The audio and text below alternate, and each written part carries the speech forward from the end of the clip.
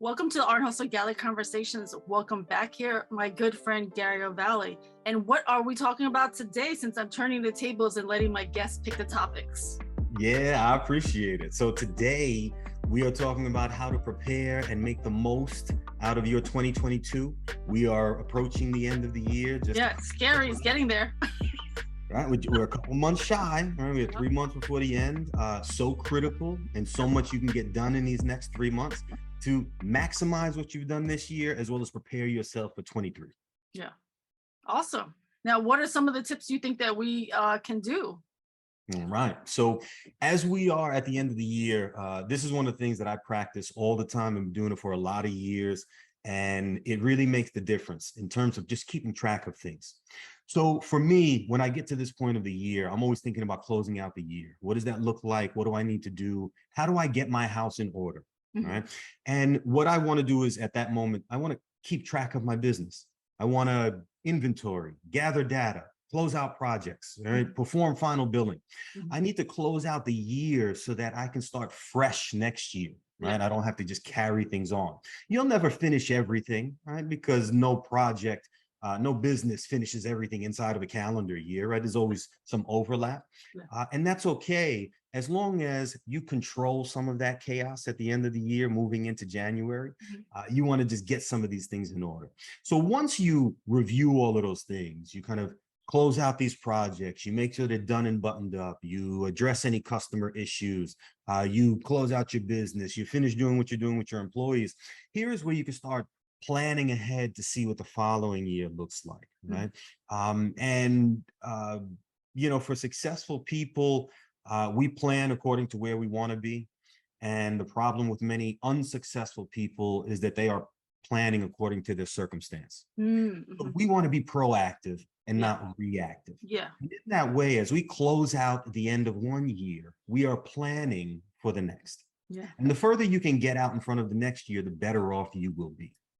So at that point, here is where we're finishing up anything that's going on this year, keeping track of everything, getting your taxes and all that information in order. Yeah. Well, that's what I have to do. Absolutely. I like to get all of that done inside a calendar year. So I know that I don't have to file, my accountant rather, he doesn't have to file until, April of next year. Yeah.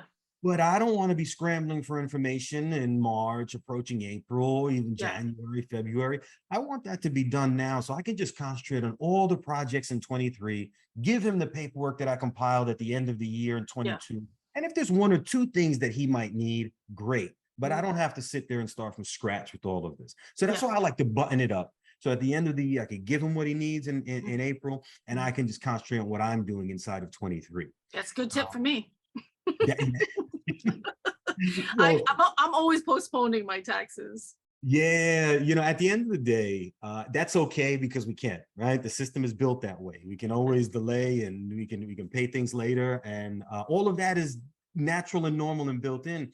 But if we do have the ability to tuck it away, get it done, we no longer have to be concerned with that moving forward, and we can just concentrate on the things that we want to do and what we want to accomplish, right? This is the idea of finish what you're working on now and plan further out. And the farther you go, the better you are. And this is for entrepreneurs, right? The more you can plan out ahead, the better the results going to be. It's like planning a project. The bigger runway you give that project, the better the results you get from that project. Right? So this is what we want to do with our planning in our business. So what happens after you close out the end of your year? Now you are finally in the space where you can look forward. And in looking forward, here's where you are going to create your roadmap. And creating a roadmap for 2023, there are 3 things that are absolutely important. So the first thing, identify your goals and your milestones. What do you want to accomplish? 23 is coming. It's in a couple months from now. From January to December, what do you want to get done? What are some of those things? And in that space, I like to remind everybody, you can't do everything. 1, 2, maybe 3 major projects in a given year. Outside of that, you really can't, unless you have a big team and a lot of resource. You personally are limited in what you can do in a given day, month, or year. So set yourself up accordingly, 1 or 2 major milestones, maybe a third, but there it goes. Step number 2, break those down into smaller steps, because you can't do everything in one fell swoop. Yep. Break it down so that it's easy. You can, create all those parts and pieces will start to, create your roadmap. And then 3, put it on your calendar. As soon as you know what your milestones are, as soon as you know what the steps you have to do to get there, put it on your calendar, and there it is. You have just created your roadmap for 2023. Whatever it is you want to do, whatever it is you're looking to accomplish. That's how we close out one year and get ready and prepared for the next. I love it. Thank you so much. I think this would be very helpful for my listeners, and it helps me, so I appreciate it.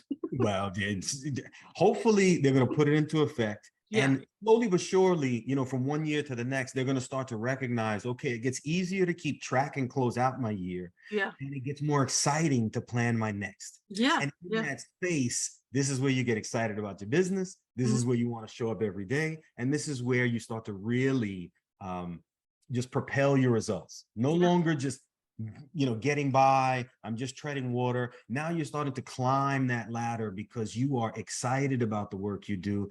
And it's fun to sit there and play in the future of you.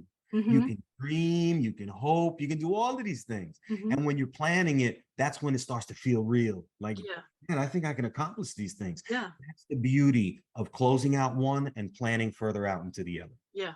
I love it. I appreciate you for sharing these tips, and I think it's going to be amazing for people and it's going to help them. So thank you very, very much.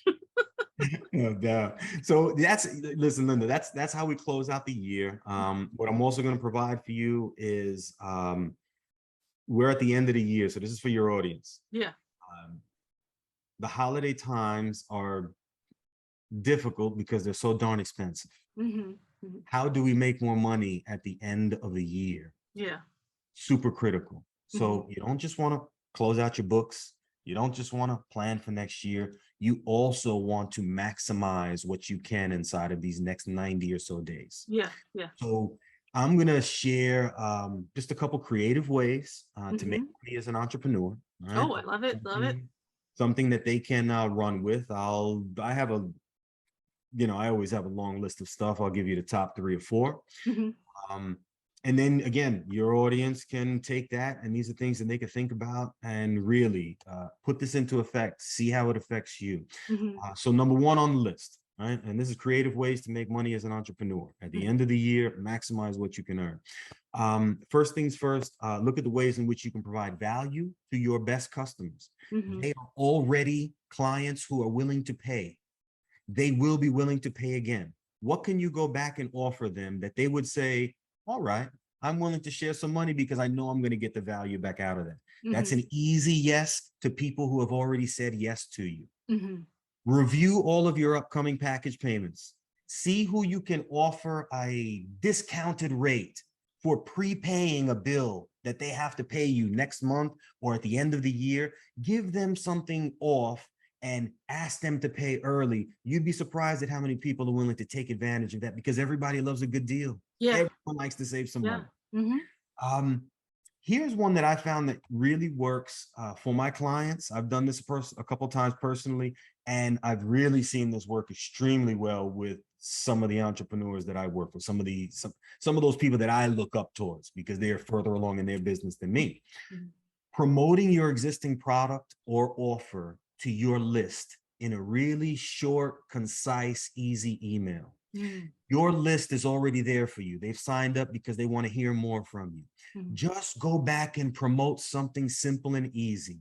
Mine your inbox, find those hot and warm leads, and send them a simple 9-word email. Hey, Linda, do you still need help with X, whatever that problem is? 9 words. You're going to respond back. We're going to go back and forth. And then I'm going to offer you something. And you're going to say, you know what? That's exactly what I was looking for. Thanks for following up, Gahrey. Just like that, I have just created more income for myself because you've already been in my inbox. And it's really easy for me to offer you something that you've already been asking for. Yeah. A couple other things that are really easy. Well, not easy, but just easy enough to, put on your potential menu. Start charging for your advice. No more freebies to everybody. Stop giving away your time and your expertise for free. Start charging for that, even if it's modest, right? Yeah. An ask me anything session, something like unlimited coaching hours for certain people in certain spaces, certain days.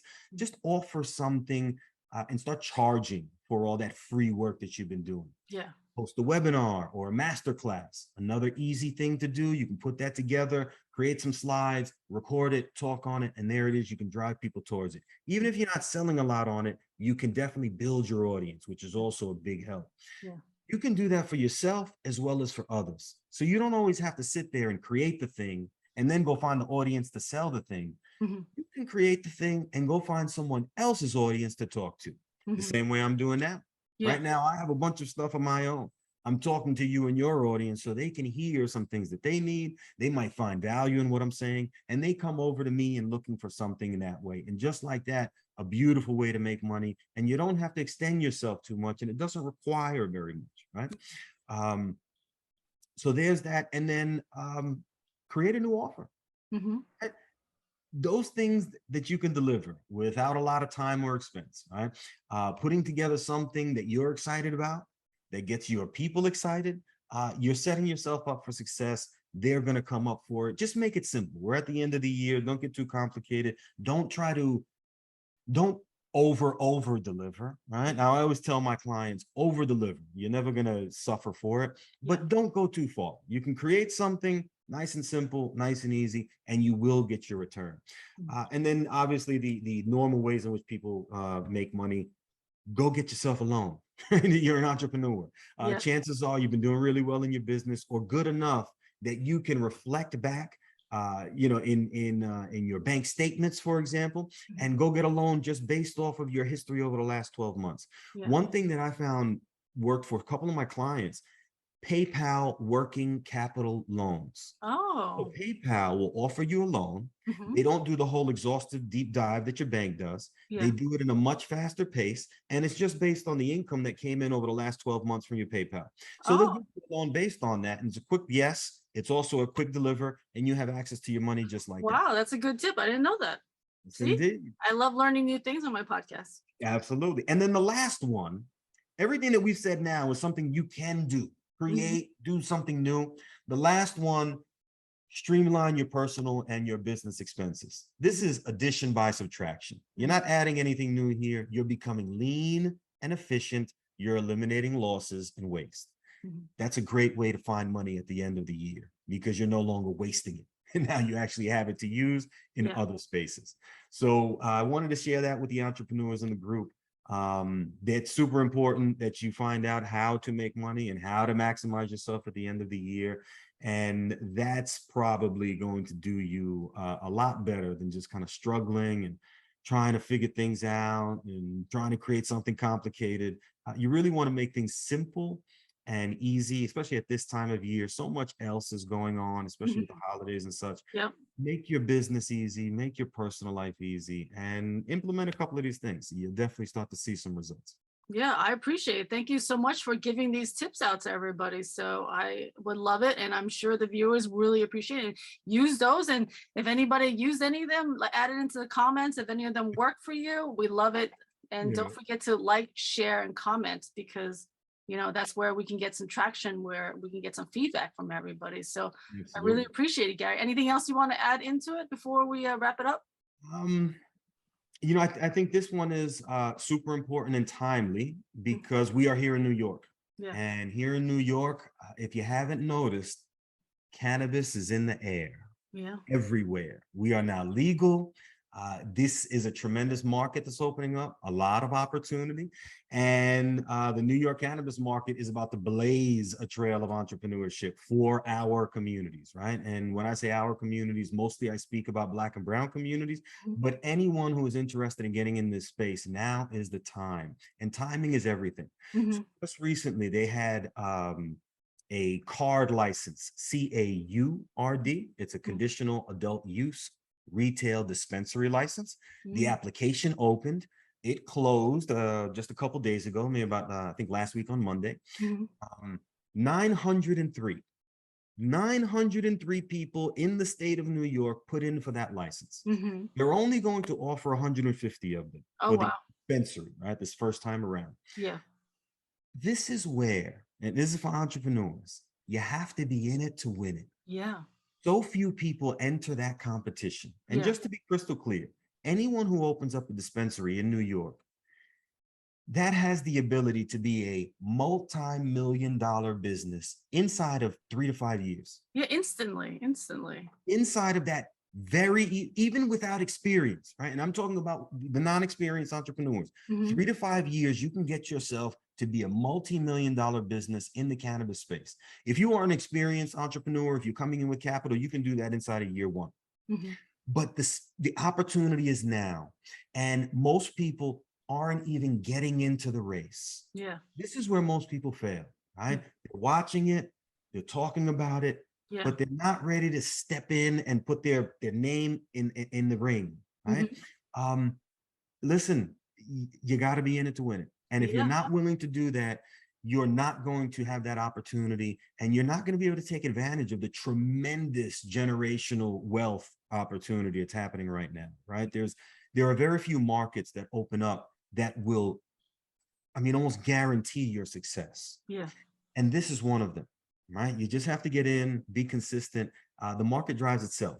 The Mm-hmm. consumers are already there. You Yeah. don't have to do anything but open your doors and invite people in. Yeah. They will come. Here is an opportunity. The cannabis market is here. And for those of you who are interested, get in it. Whether you want to be a dispensary, a grow, a processor, a micro business, delivery, whatever you want to do.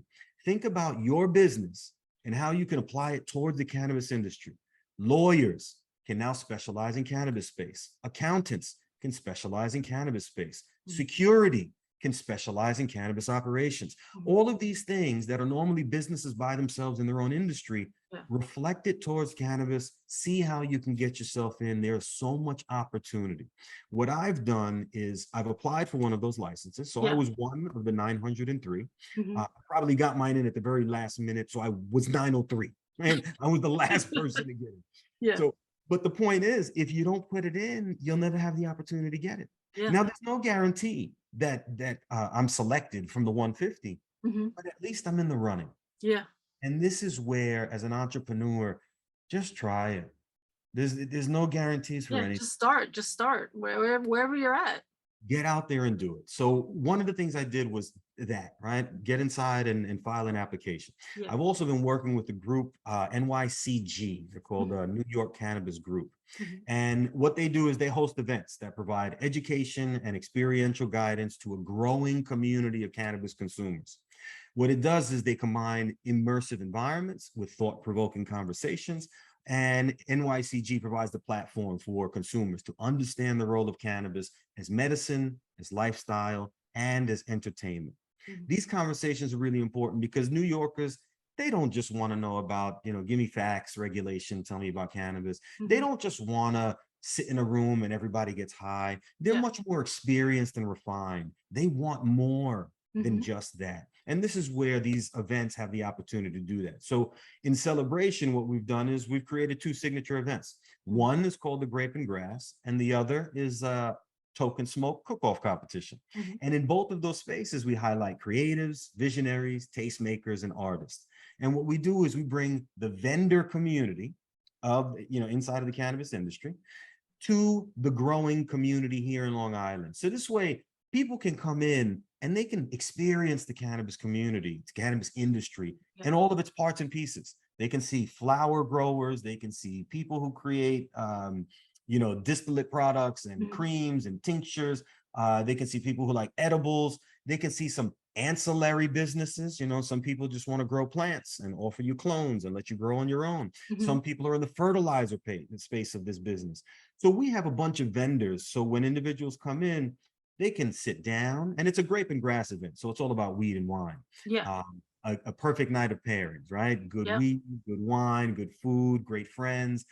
Come in, have a great time, learn about the industry, as well as see how you might fit in. Because at the end of the day, timing is everything. I had the opportunity during the renewable energy wave, right? That happened in the United States about 20 some odd years ago. Mhm. When it started up, I was there at the beginning of it. Yeah. I didn't know what it was going to be like, but because I was there at the beginning, the wave of that industry pushed me right to the top. Wow. I didn't have to do very much to be overwhelmingly successful in that space because of Yeah. the timing. Right now is that same timing in the cannabis industry. Yeah. You feel that same momentum? What's that? You feel that same momentum? Without a doubt. Mhm. Without a doubt. The industry itself will propel you forward, will magnify you, will amplify you because you're getting in now. You Mhm. can always get in later. You can Yeah. always get in next year. You can always get in 5 years from now. Mhm. The only difference is you're not going to have the momentum and the newness of everything. Mhm. So that's where, if you have the opportunity, and if your audience members have the opportunity, get in. Yeah. Get in, get in, get in. We'll put up a link on here for everybody to see and their Instagram handle. What Instagram should they follow for all of this information? They should definitely go to New York Cannabis Group. That's NY Cannabis GRP. Okay. Cannabis Group. And that's, the Instagram handle. All the information is there. Flyers are there. Our registration link for more information, it's a bit.ly link. bit.ly, bit.ly/grape and grass, all lowercase. Okay, perfect. Thank you so much for joining me here today, and we will see you next week for our next catch up. Thank you very All right. much. Thank you so much. Thank you.